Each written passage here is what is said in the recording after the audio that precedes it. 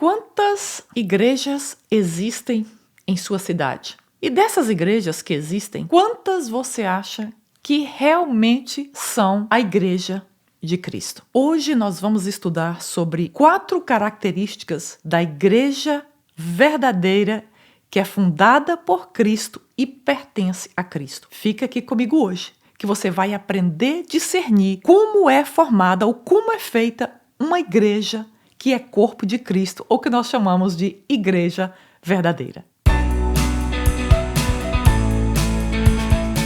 Meu nome é Elia Wagmacher e sejam bem-vindos ao Mais de Deus Podcast. Hoje nós vamos estudar Atos 5 e é muito importante nesse tempo da história que nós saibamos discernir como é uma igreja verdadeira. Como foi que começou a igreja? Quem começou a igreja? Nós vamos aprender tudo isso hoje.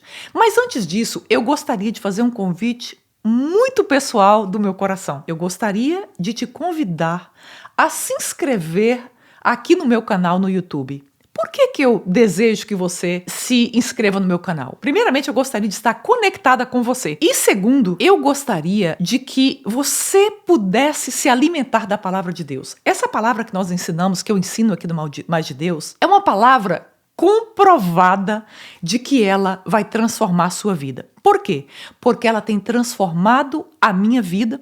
Eu ensino há pelo menos 11 anos aqui na igreja, aqui em Houston, e eu tenho visto pessoas se converterem através dessa palavra, eu tenho visto vidas transformadas através dessa palavra. E mais do que isso, há 2000 anos essa palavra tem sido pregada e vidas têm se transformado através dessa palavra.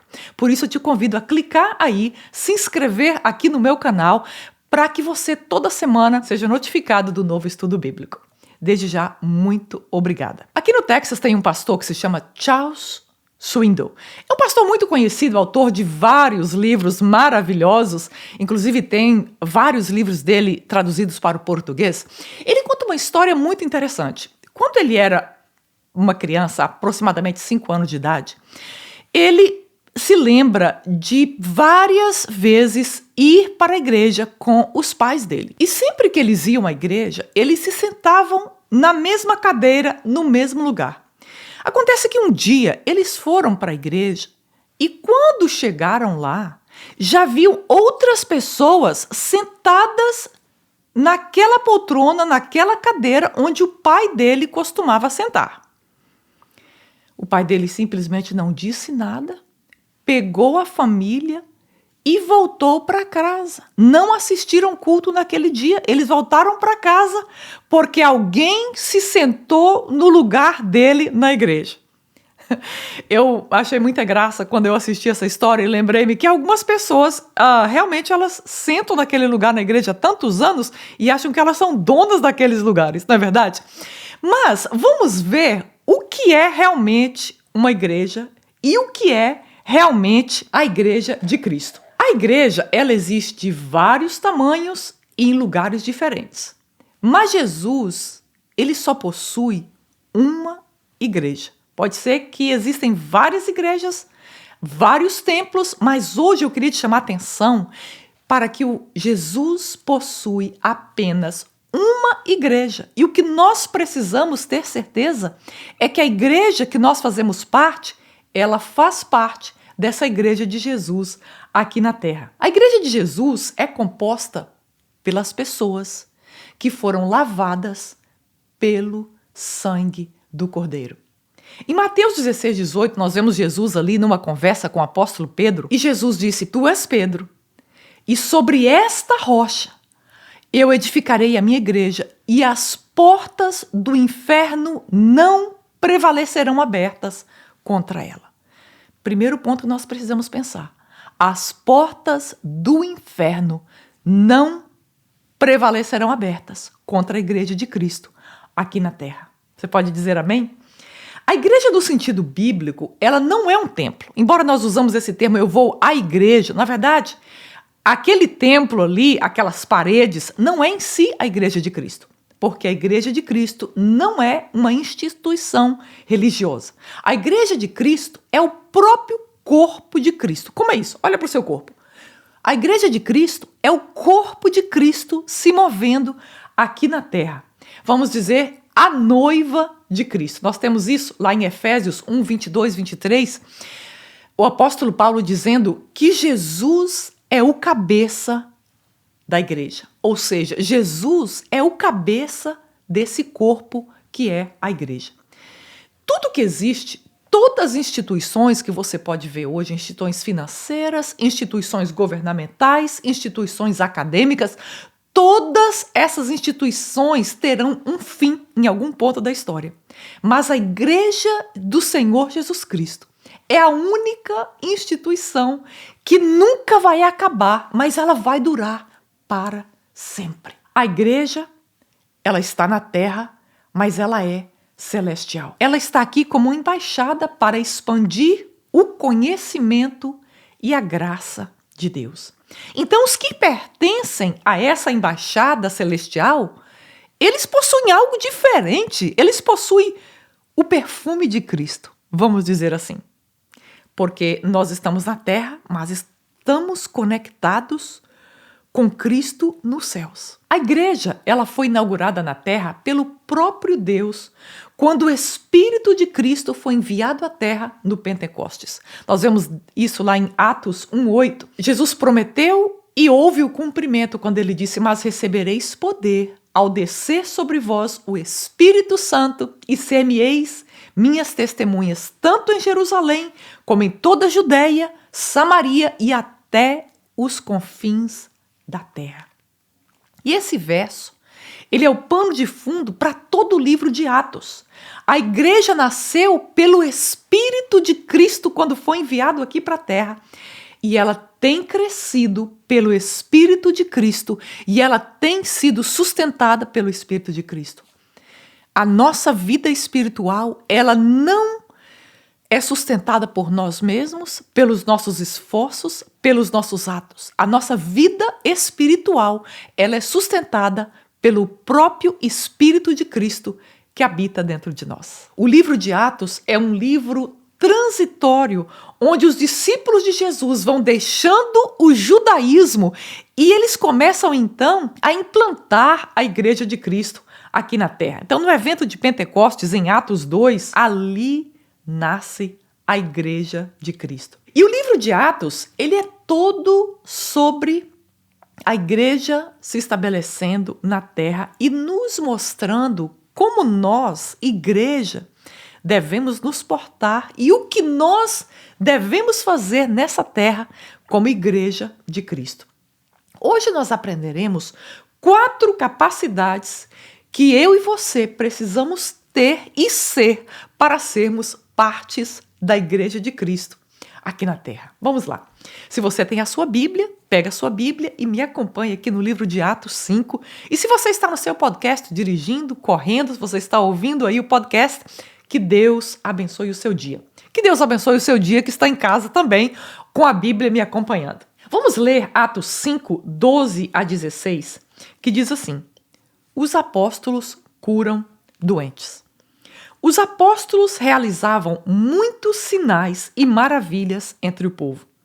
Todos os que creram costumavam reunir-se no pórtico de Salomão. Dos demais, ninguém ousava juntar-se a eles, embora o povo os estivesse em alto conceito, em número cada vez maior. Homens e mulheres criam no Senhor e lhes eram acrescentados. De modo que o povo também levava os doentes às ruas e os colocava às camas e macas para que pelo menos a sombra de Pedro se projetasse sobre eles, enquanto ele passava. Verso 16, afluíam também multidões das proximidades de Jerusalém, trazendo seus doentes e os que eram atormentados por espíritos imundos, e todos eram curados. A primeira característica de uma igreja verdadeira, de uma igreja que é corpo de Cristo, é que essa igreja está pronta para oferecer esperança.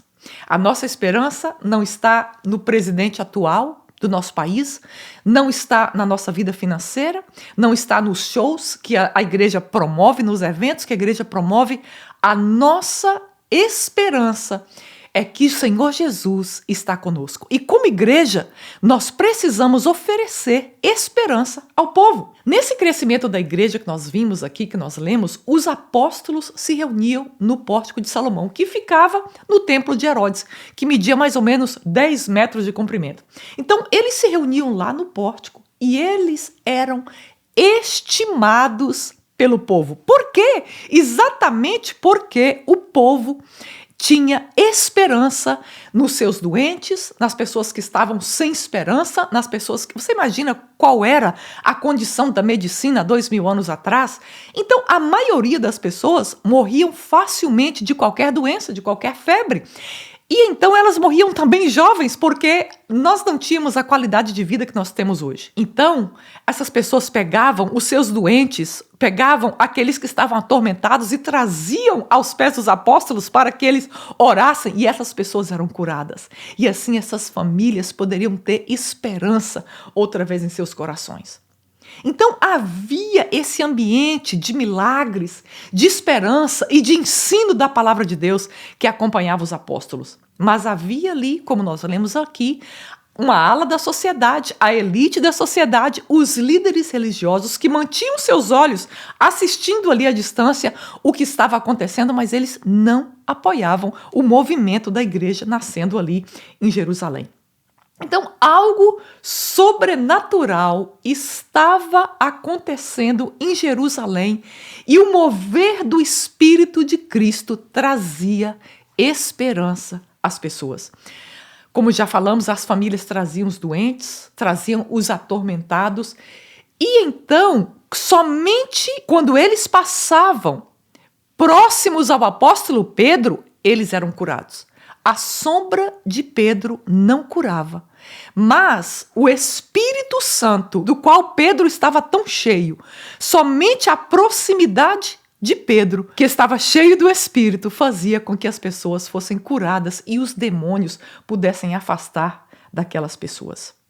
Então Pedro tinha a fama antes, um pouco, nós vemos lá em Mateus 26, nós vemos até assim o tema que começa: Pedro nega a Jesus. Então Pedro, que tinha a fama de estabanado, e ele foi, depois de Judas, o discípulo que tratou Jesus pior do que qualquer outro, atrás de Judas, porque Pedro negou a Jesus. Mas nós vemos agora, quando esse Pedro é cheio do Espírito Santo, ele torna um canal do poder de Deus e um canal de Cristo estabelecendo a sua igreja na terra. Então, quando eu olho para a vida de Pedro, eu tenho esperanças para mim. Quando eu vejo a forma tão maravilhosa que Deus transformou a vida de Pedro, eu posso ter fé e eu posso ter esperança, porque Ele pode também transformar a minha vida e Ele pode transformar a sua vida, a nossa família e as situações ao nosso redor. O Evangelho nos enche de esperança. O testemunho de Pedro nos diz que Cristo transforma as nossas vidas. O que a igreja primitiva estava fazendo era trazer esperança àquele povo.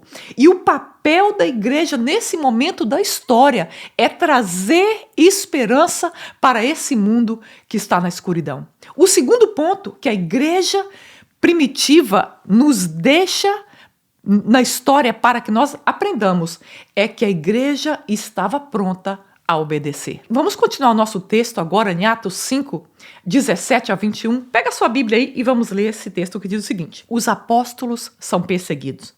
Então os sumos sacerdotes e todos os seus companheiros, membros do partido dos saduceus, ficaram cheios de inveja. Por isso mandaram prender os apóstolos, colocando-os numa prisão pública. Verso 19.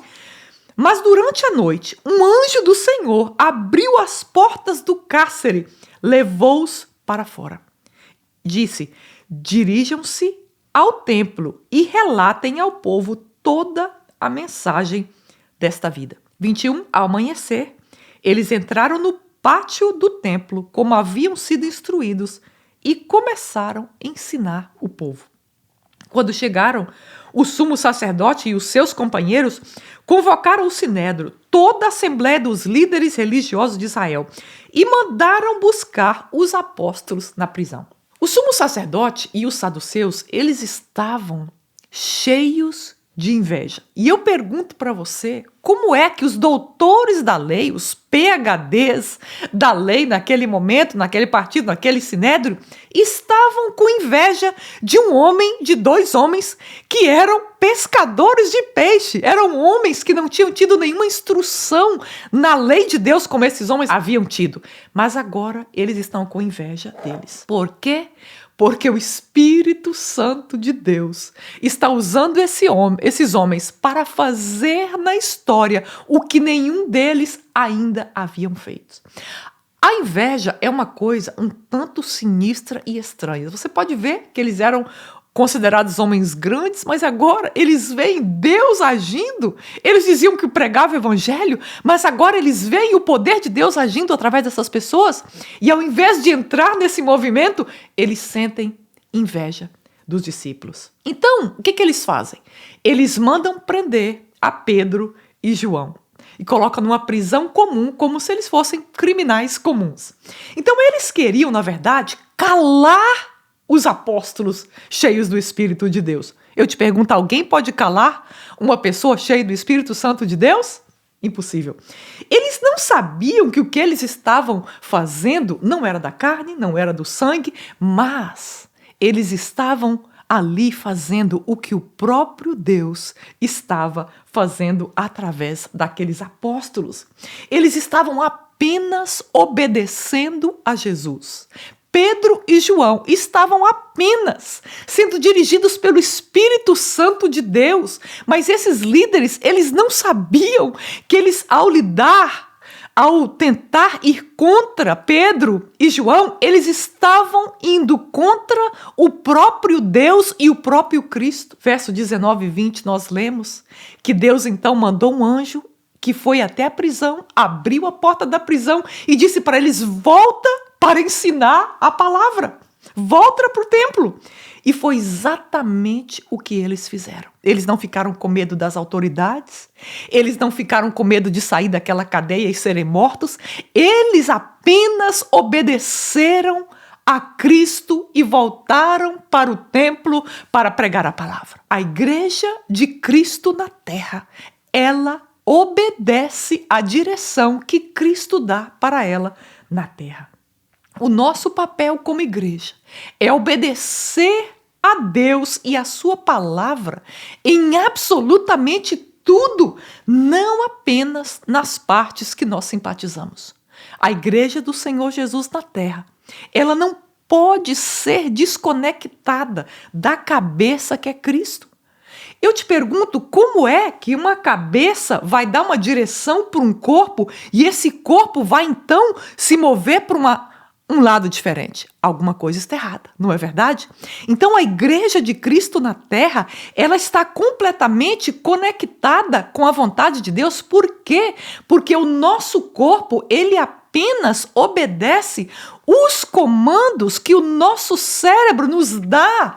Então a igreja de Cristo na terra, ela apenas obedece o comando que a cabeça, que é Cristo, dá para ela, sendo o corpo de Cristo aqui. Outra coisa que nós aprendemos aqui nesse texto. Primeiramente, nós aprendemos que a igreja traz esperança para o mundo.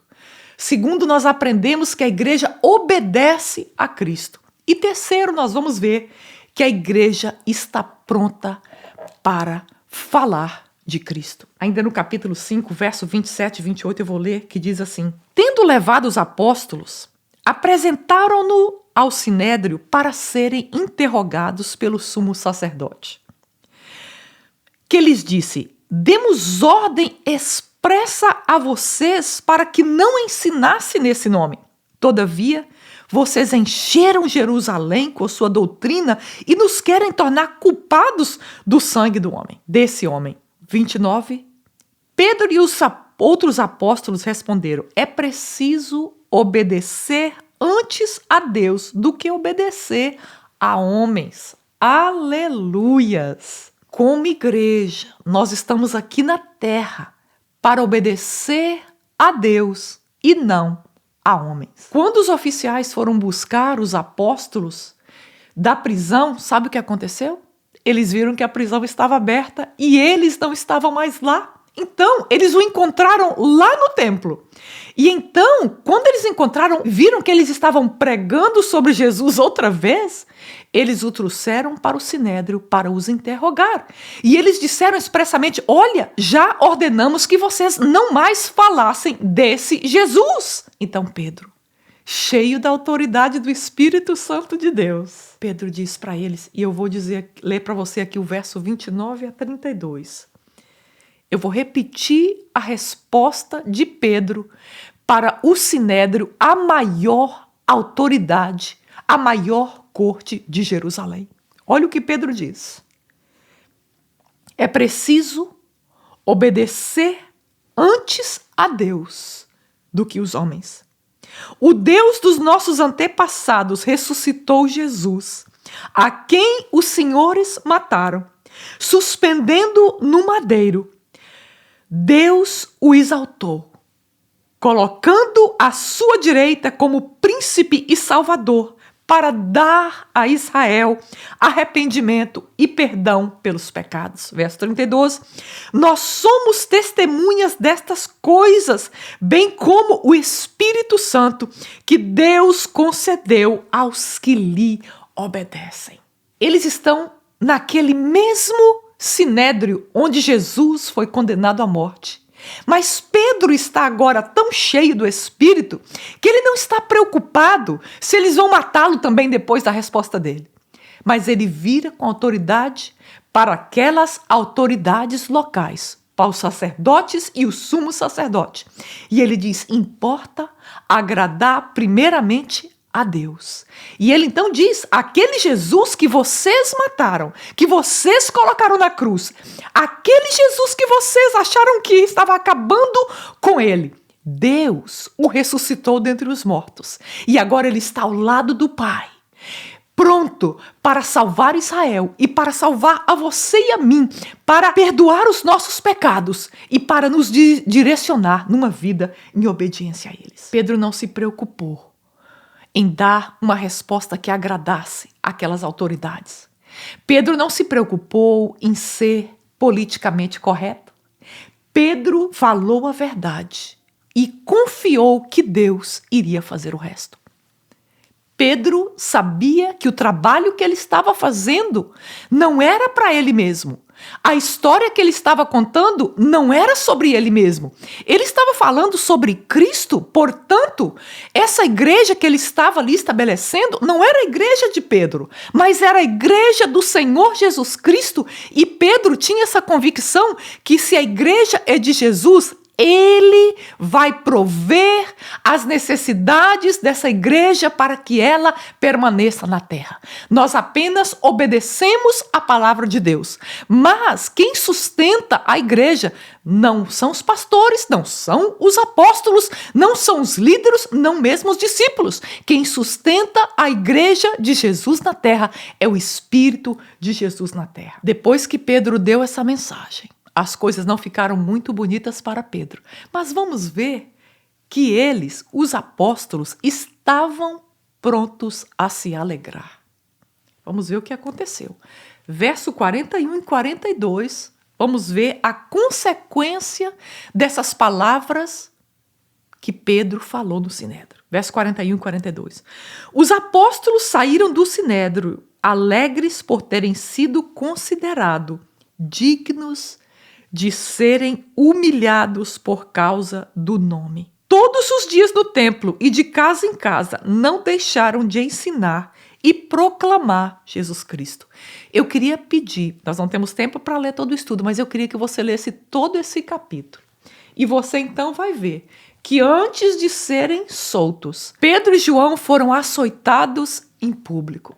E provavelmente com as 29 chibatadas, porque era isso que a lei mandava naquele momento. Mas é interessante que eles sofreram essas chibatadas e essa humilhação em público, e eles não desistiram aí, eles não pararam aí. Mas sabe o que aconteceu quando eles foram publicamente humilhados e espancados? Eles saíram dali alegres, se regozijando pelo privilégio de sofrer vergonha pelo nome de Cristo. A Bíblia diz, como nós lemos aqui, que eles saíram daquela cena de humilhação regozijando, se alegrando, se deleitando. Você já viu alguém alegre por ser espancado? Você já viu alguém se regozijando por ser humilhado em público ou apanhar em público? Nós estamos vendo aqui os apóstolos se regozijando porque eles se consideravam que era um privilégio eles sofrerem as chibatadas em público porque eles estavam sofrendo pelo nome de Jesus. E eu posso imaginar que enquanto estava ali recebendo as chibatadas, talvez Pedro e João fecharam seus olhos e eles podiam ouvir o eco nos seus ouvidos das palavras do próprio Jesus que dizia: bem-aventurados sois vós, quando vos injuriarem e perseguirem, mentindo disserem todo mal contra vós por minha causa. Alegrai-vos e exultai, porque é grande o vosso galardão nos céus, porque assim perseguiram os profetas que foram antes de vós. Isso está lá em Mateus 5, 10, 12. Eu creio que enquanto Pedro e João estavam sendo humilhados, eles não concentraram em si mesmos, mas eles concentraram na palavra de Jesus, dizendo que bem-aventurado é quando nós somos humilhados ou sofremos perseguição por causa dele. Esses homens estavam cheios do Espírito Santo. Esses homens estavam cheios do poder de Deus. Esse Espírito operou esse poder na igreja primitiva. E esse Espírito, ele continua operando na igreja hoje. Nós vimos há pouco o que aconteceu aqui nos Estados Unidos, numa universidade, enquanto aqueles alunos estavam adorando a Jesus. Lembra? O Espírito Santo aponta para Jesus sempre. Enquanto eles estavam ali adorando a Jesus, o Espírito Santo se moveu de uma forma extraordinária e eles ficaram ali por mais de 2 semanas, como que embriagados por esse Espírito de Deus. Obrigada, Senhor, pela tua igreja na terra que é o teu corpo. Obrigada pelo teu Espírito Santo que o Senhor enviou para fundar a sua igreja e para sustentar a sua igreja. Oh Deus, obrigada pelo privilégio que nós temos de ser a tua igreja aqui na terra. Eu oro nesta hora pelo meu irmão e minha irmã. Oh Deus, eu oro por aquelas pessoas que foram machucadas por alguma forma e hoje elas não conseguem ir até a igreja. Eu peço que o Senhor cure as suas feridas. Senhor, e aponta para elas onde está o teu corpo nesta cidade. Qual é a igreja que é o teu corpo nesta cidade? E o Senhor leva essa pessoa para que ela de novo possa ter a alegria de estar conectada contigo, Jesus. Senhor, eu peço a tua bênção sobre esta vida, sobre esta família, em nome de Jesus. Muito obrigada por você estar comigo até o final desse estudo bíblico. Eu quero te pedir uma coisa. Muitas pessoas precisam ouvir a palavra de Deus. Clica aí em compartilhar e manda essa palavra para alguém que veio à sua mente, ao seu coração nesse momento. E nós temos aqui vários outros estudos, vários playlists de vários livros da Bíblia.